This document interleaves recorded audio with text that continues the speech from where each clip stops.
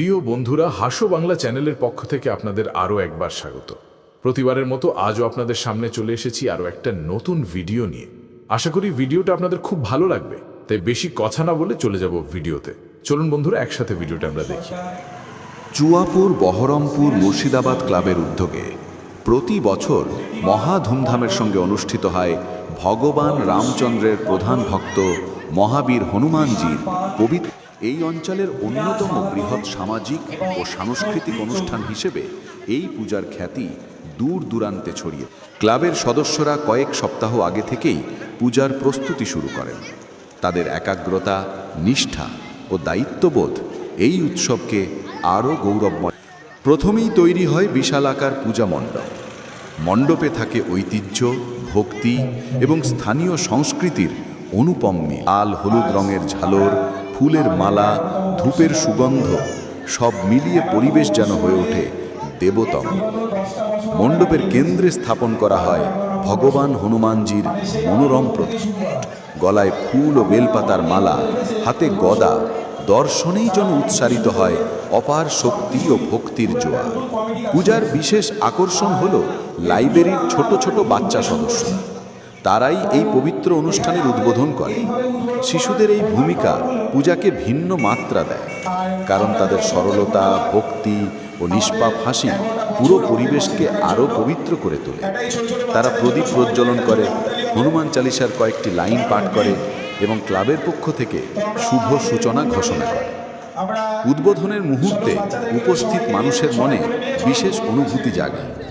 শিশুরা যখন প্রদীপ হাতে দাঁড়িয়ে থাকে, তখন মনে হয় ভবিষ্যৎ প্রজন্মেরই হাতে ধর্ম, সংস্কৃতি ও মানবিকতার আগুন জ্বলে। ক্লাবের কার্যকরী সমিতির সদস্যরা তাদের পাশে দাঁড়িয়ে উৎসাহ দেন। পূজার দিন সকাল থেকেই শুরু হয় বিভিন্ন আচার অনুষ্ঠান। পুরোহিত মন্ত্রোচ্চারণ করেন, ভক্তরা সমবেত হন, পরিবেশ হয়ে ওঠে ভক্তি। মানুষ বিশ্বাস করে মহাবীর হনুমানজির শক্তি, সাহস, নিষ্ঠা ও সৎপথের। তার আশীর্বাদে দূর হয় সংকট, মেলে সফলতা, জাগে আত্মবিশ্বাস। মধ্যাহ্নভাগে অনুষ্ঠিত হয় বিশেষ হনুমান চালিসা পাঠ। শিশু, যুবক, প্রবীণ সবাই এক কথায় যুক্ত হন। চালিসার তালে তালে ভক্তদের গলা ওঠে ভক্তিতে ভরপুর। ঘণ্টা ঘড়ির ধ্বনি, ভজনের সুর আর শঙ্খের শব্দ মিলেমিশে এক অসামান্য আধ্যাত্মিক রসায়ন তৈরি করে। পূজার অন্যতম আকর্ষণ হল প্রসাদ বিতরণ। চিরাচরিতভাবে ভক্তদের হাতে তুলে দেওয়া হয় লাড্ডু, খিচুড়ি, পায়েস, ফল এবং পানীয়। লাইব্রেরির ছোট বাচ্চারা নিজেরাই সারি করে দাঁড়িয়ে ভক্তদের হাতে প্রসাদ দেয়। তাদের উৎসাহ দেখে সবাই আপ্লুত হয়। সন্ধেবেলায় হয় আরতি। আরতির আলোয় ঝলমল করে ওঠে পুরো মণ্ডপ। ভক্তদের হাতের প্রদীপের আলো একসঙ্গে দোল খেয়ে যেন আলো ছায়ার সমুদ্র তৈরি হয়। আরতির সুরে সুরে অনেকে আবেগে চোখ ভিজিয়ে ফেলেন।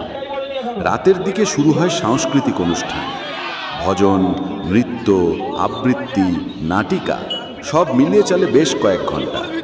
শিশুরা ছোট ছোট স্কিট করে হনুমানজির বীরত্বের গল্প তুলেন।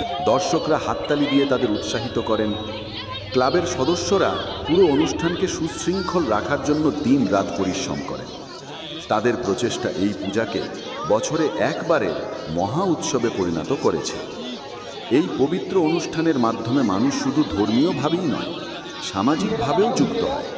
গ্রামের মানুষ, শহরের মানুষ সকলের মধ্যে মিলেমিশে যায় একতার সেতু বন্ধন।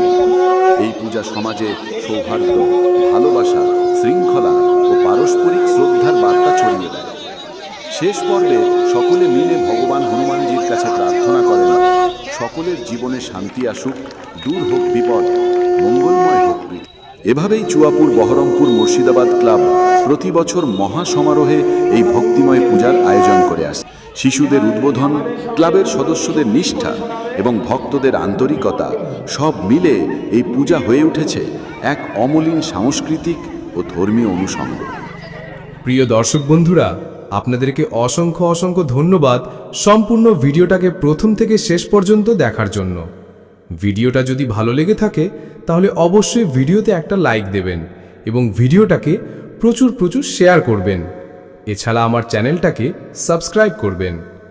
বন্ধুরা, আপনাদের দেওয়া এক একটা লাইক আমাকে অনুপ্রেরণা যোগায় নতুন নতুন ভিডিও বানানোর জন্য। তাই বন্ধুরা ভিডিওতে লাইক দিয়ে আমার পাশে থাকবেন।